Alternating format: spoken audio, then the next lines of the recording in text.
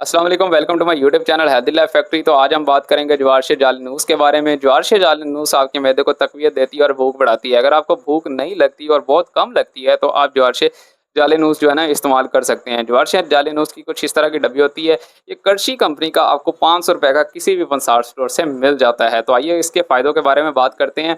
ये जो मैदे को फ़ायदा देती है और भूख बढ़ाती है। मैदे को जो फ़ासद रतूबात होती है ना उनको भी दूर करती है। उसके बाद कसरत पेशाब और कमर दर्द में भी मुफ़ीद है। ये कर्शी कंपनी की बहुत ही अच्छी दवा है। आपको इसका मैं तरीका इस्तेमाल बता देता हूँ। आपने जो है ना वो बच्चे और बूढ़े दोनों इस्तेमाल कर सकते हैं। बच्चों के लिए जो है ना आपने आधा चाय का चम्मच सुबह-शाम पानी के साथ इस्तेमाल करवाना है।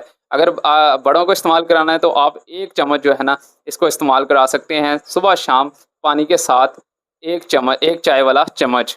अगर आपको वीडियो अच्छी लगी तो लाइक एंड सब्सक्राइब लाज़मी कीजिएगा और आने वाली वीडियोज़ को देखने के लिए बेल आइकन दबाना मत भूलें। शुक्रिया।